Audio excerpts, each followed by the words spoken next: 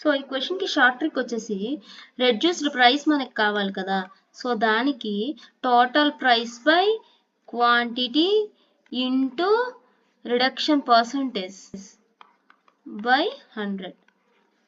So ఇక్కడ వచ్చేసి price మొత్తం 272 కదా, బై క్వాంటిటీ ఎంత 2 kgs కదా, ఇంటూ రిడక్షన్ పర్సంటేజ్ 15 బై 100. దీన్ని సాల్వ్ చేస్తే 136 అవుతుంది. 136 into 0.15 is nothing but, so ఇక్కడ వచ్చేసి 5 6 30 కదా, 5 6 30, 3 15 8 1 6.